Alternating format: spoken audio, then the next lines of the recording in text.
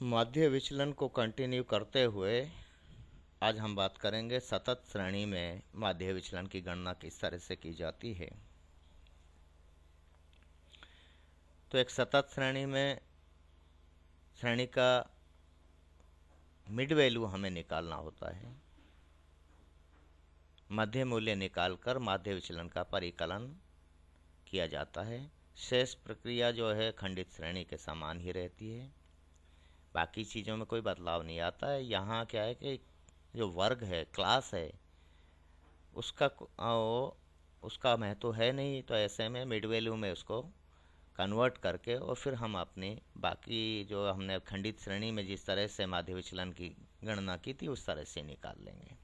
ठीक है, एक उदाहरण के जरिए इस बात को समझाते हैं। एक क्वेश्चन है कि 100 विद्यार्थियों के निम्नलिखित प्राप्तांक बंटन की सहायता से मध्यिका व समांतर माध्य से विचलन के आधार पर माध्य विचलन ज्ञात कीजिए। ठीक है, तो इस क्वेश्चन को सबसे पहले तो आप समझिए। 100 विद्यार्थी हैं जिनकी सूचना दी हुई है। इससे आप मध्यिका और समांतर माध्य की सहायता से या माध्य विचलन है जो मध्यिका से और समांतर माध्य से, दोनों तरीकों से आपको ज्ञात करना है। यहाँ जो अंक हैं वो से कम से अधिक में है, 5 से अधिक, 15 से अधिक, इस तरह से, और छात्रों की संख्या। ठीक है, तो अब इस क्वेश्चन को जब आप सॉल्व करेंगे तो सबसे पहले तो क्या करते हैं, माध्यों, माध्य कौन से, समांतर माध्य और मध्यिका की गणना करते हैं। ठीक है ना, तो इसके लिए तो हमें देखो इसको सतत श्रेणी में के रूप में ही और जो वर्ग हैं उनकी आवश्यकता होगी। तो इसमें जो वर्ग बनता है, देखिए यहाँ भाई 5 से 15, तो हम इसको वर्ग बना लें। 5 से 15, 15 से 25, 25 से 35 और यहाँ ऐसे चलते हुए 85 से 95 तक बन जाता है प्राप्तांकों का। ठीक है, अब इनकी मिड वैल्यू निकाल लें। तो मध्य मान जब हम निकालेंगे तो 5 + 15/2, L1 + L2/2, यही तो है फॉर्मूला। और जब निकालेंगे तो 10, 20, 30 और 90 तक आ जाएगा। ठीक है, संबंधित जो आवर्तियाँ, क्योंकि यहाँ संचयी आवर्ती के रूप में होती हैं ये, तो इनको हम साधारण आवर्ती में बदलेंगे। तो 3, 8, 15, 20 और इस तरह से साधारण आवर्ती में हो गई। फिर इनको क्योंकि इससे अधिक है तो इनको और जो है हम संचयी आवर्ती में बदलेंगे। जो आवर्तियाँ हमने निकाली हैं, संचयी आवर्ती 3 + 8 11 और 11 + 15 26, इस तरह से निकल के आ जाएंगे। ठीक है, अब कुल अंक जब आपको निकालने तो या कुल मूल्य निकालना है तो संबंधित मूल्य को आवर्ती से गुणा कर दें। तो 3 को 10 से गुणा कर दें। fx निकालना है एक तरह से, ये मान लीजिए हम f × x। तो 3 × 10, 8 × 20, 15 × 30, इस तरह से करते हुए और लिख देंगे और इनका जोड़ कर लेंगे। ये हो जाएगा सिग्मा f × x, जो कि 47, 60 आया है हमारा। अब सम ऑफ फ्रीक्वेंसी क्या है, 100 है। तो सबसे पहले तो समांतर माध्य की गणना करें। तो समांतर माध्य का जो, अब चूंकि हमने इसको मध्य मूल्य में बदल लिया है इसलिए बाकी चीज़ें छोड़िए, सिंपल सा साधारण तरीके से हो जाता है। सिग्मा f × x बटा में n divided by n, n मतलब सम ऑफ फ्रीक्वेंसी। तो 47, 60 बटा में 100 बराबर 47.60 समांतर माध्य आ गया। इसी तरह से मध्य का निकालनी है तो साइज ऑफ n/2th आइटम। अब यहाँ देखिए वर्ग की यह आवश्यकता होगी, क्लास की है। तो n = 100 है, तो 100/2 50, जो 50 है संचयी आवर्ती में देखो आप, इसमें आ रहा है 71 वाले में। तो इसका जो मध्य का वर्ग हुआ 45 से 55, ये लिख दिया मैंने मध्य का वर्ग। और मध्यिका वर्ग से ठीक पहले वर्ग की आवर्ती संचयी आवर्ती 46 है और मध्यिका वर्ग की 25 है। ये सारी इन्फॉर्मेशन हमें यहाँ हमने निकाल ली है। इनको बस इस सूत्र में मान रख के हल कर लेंगे। m equal to L for L1 lower limit plus I by F into M minus C. M हमने कैलकुलेट किया हुआ है, ठीक है। 45 प्लस 10 क्लास इंटरवल तो 10 है और मध्यिका वर्ग की आवर्ती है जो ये रही 25 है, ब्रैकेट 50 माइनस 46, क्योंकि 50 तो हमने कैलकुलेट किया है और मध्यिका वर्ग से ठीक पहले वर्ग की संचयी आवर्ती 46 है, तो ये हमने लिख दिए। तो मध्यिका का मूल्य 46.6 आया है, ठीक है। अब हम बात करें कि माध्य विचलन की गणना करनी है। तो माध्य विचलन की गणना दो तरीके से की जा सकती है। जैसा हमने अभी देखा है कि दो विधियां हैं हमारे पास में, एक प्रत्यक्ष विधि है, डायरेक्ट मेथड है, और दूसरा शॉर्टकट मेथड है। और मैं बार बार इस बात को कह रहा हूँ कि हमारी प्रैक्टिस है जो डायरेक्ट मेथड को लेकर ज़्यादा होनी चाहिए, नॉलेज हमें शॉर्टकट मेथड का भी होना चाहिए। तो प्रत्यक्ष विधि से माध्य विचलन की गणना कैसे करेंगे, मध्यिका से और समांतर माध्य से, वो हम यहाँ लेते हैं।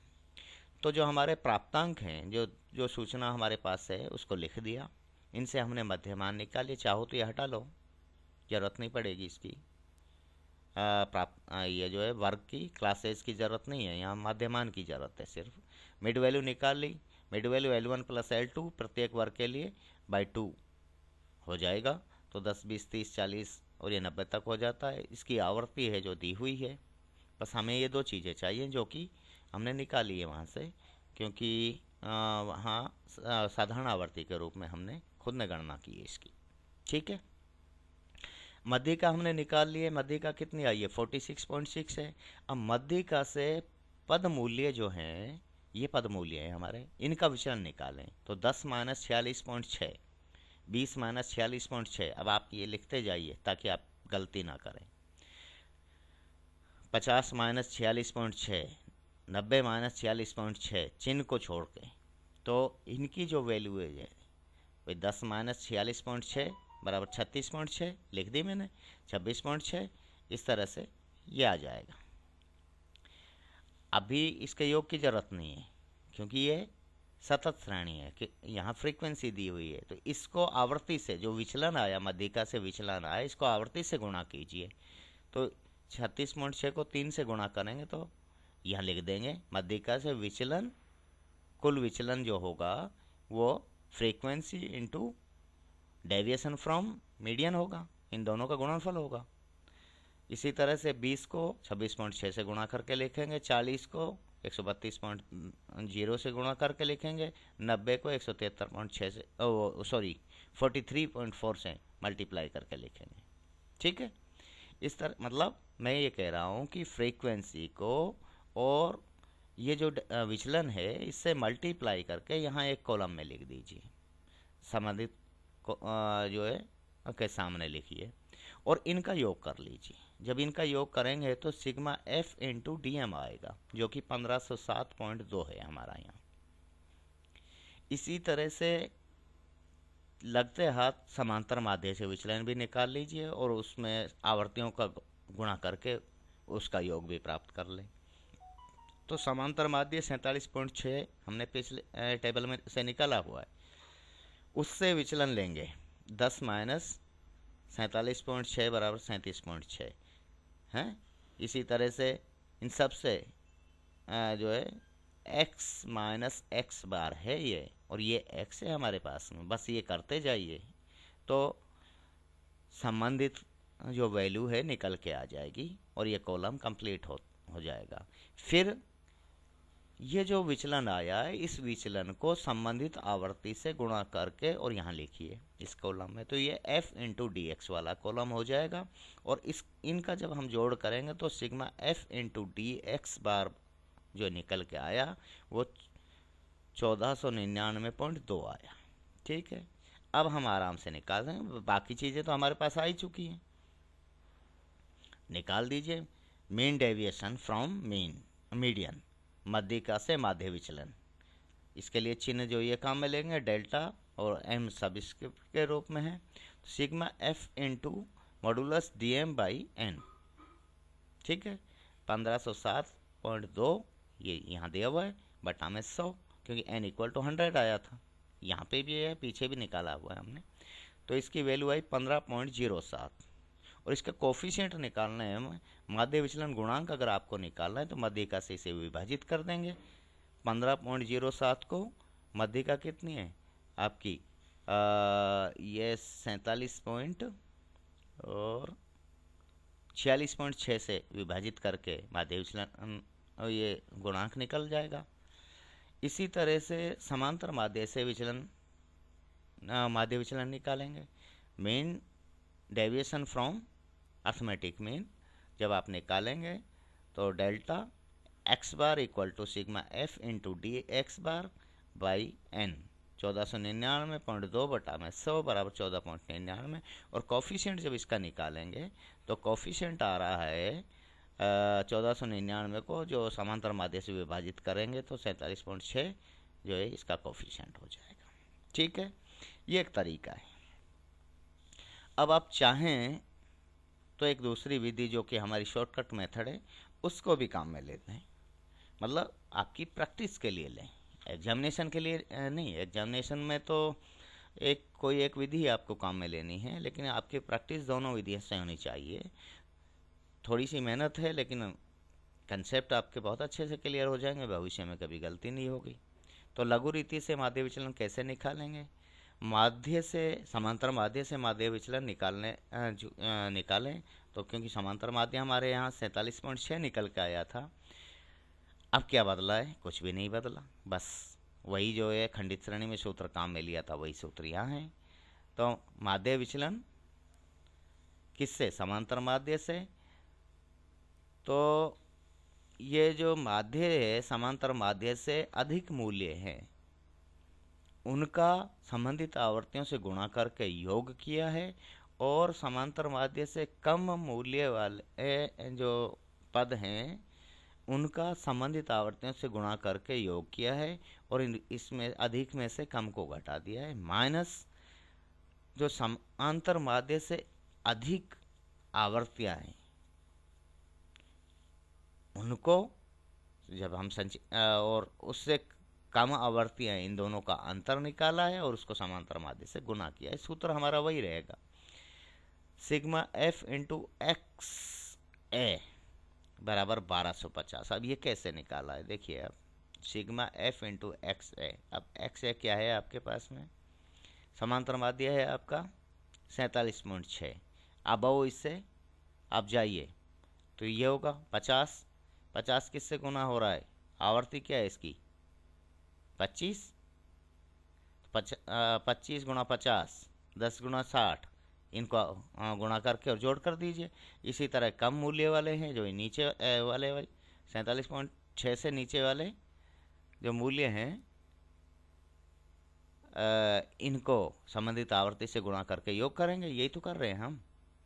तो देखो आप यही किया मैंने, 1250 प्लस 600 प्लस 630 इनका जोड़ है जो 3320 आया, और समांतर माध्य से कम मूल्य वाले पद हैं उनका संबंधित आवर्तियों से गुणा करके जब जोड़ किया तो उसका मान आया 1440। ठीक है, अब समांतर माध्य जो हमारा है 47.6 उससे 47.6 से कम की आवृत्तियाँ जो हमारी है भाई, इससे कम की आवृत्तियाँ तो ये हैं और इससे अधिक की आवृत्तियाँ ये हैं 25 10 9 6 4, और इससे कम की ये आवृत्तियाँ हैं तो इनका योग किया है अलग अलग दोनों का योग। तो 25 10 9 6 4 ये योग 54 आया और इनका योग 46 आया, दोनों का योग 100 आएगा यहाँ तो। ठीक है, बस जो चीज़ें प्राप्त हुई है सूत्र में मान रख दीजिए, 3320 माइनस 1440 माइनस एफ ए जो अधिक कितनी है 54 और कम कितनी है 46 है, इसको माइनस में रखा है। समांतर आद्य जो निकल का है 47.6 उसका मान रखा है बटा में 100 क्योंकि n बराबर 100 है। तो जो वैल्यू आएगी 14.99 14.99 निकल के आई। इसी तरह से आप चाहें मध्यिका से भी निकाल लेंगे। मध्यिका से जब आप निकालेंगे तो मध्यिका 46.6 है, बाकी चीज़ें तो कुछ बदलेगी ही नहीं। मध्यिका से कम मूल्य वाले जो पद हैं उनको संबंधित आवर्तियों से गुणा करके योग कर देंगे, और अधिक मूल्य वाले पदों को संबंधित आवर्तियों से गुणा करके योग कर देंगे। अधिक मूल्यों में से कम मूल्य वाले जो योग है उसको घटा देंगे, और बाकी ये जो है आवर्तियों के संदर्भ में भी ऐसा है जिसको मध्यिका से गुणा कर लेंगे। ये शून्य नहीं आता है, ध्यान रखना, कभी आप कंफ्यूज हो। ये व्यक्तिगत श्रेणी में ही शून्य की स्थितियां बन रही थी, यहाँ नहीं बनती हैं। तो यहाँ जो है मध्यिका से जब माध्य विचलन निकालेंगे तो 15.07 आएगा। अब आप दोनों ही तरीके कोई सी भी विधि से निकालें, आंसर समान होगा। और माध्य विचलन गुणांक अगर आपको निकालना है, चाहे वो मध्यिका से निकाला हुआ माध्य विचलन हो, चाहे समांतर माध्य से, तो संबंधित माध्य का भाग दे देंगे, संबंधित माध्य से अनुपात ज्ञात कर लेंगे तो माध्य विचलन गुणांक हो जाएगा। तो इस तरह से हम जो मीन डेविएशन जो है माध्य विचलन की गणना कर सकते हैं। ठीक है ना। तो इसमें ऐसा कुछ भी नहीं है वास्तव में। तो अगर सैद्धांतिक रूप से बात की जाए तो माध्य विचलन तो एक छोटा सा कंसेप्ट है, और सारे ही अवधारणाएं जो है कोई बहुत बड़ी नहीं होती हैं। हमारे यहाँ अवधारणा जितनी भी हैं वो कोई बड़ी नहीं होती हैं, बस उनको समझाने में के तरीके हैं। अब जैसे माध्य विचलन के बारे में हमने बात की थी कि किसी समंक श्रेणी के माध्य से निकाले गए मूल्यों के विचलनों का समांतर माध्य होता है। इतना सही है, बस इसकी प्रक्रियाएं हैं।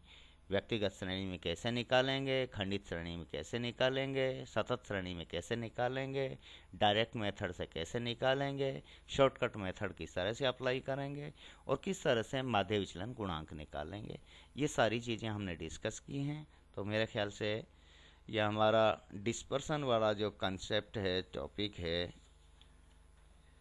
यानी चैप्टर को कह लीजिए डिस्पर्सन का एक हिस्सा, जिनमें हमने दो चीज़ें पढ़ी हैं, एक क्वार्टाइल डेविएशन और एक मीन डेविएशन।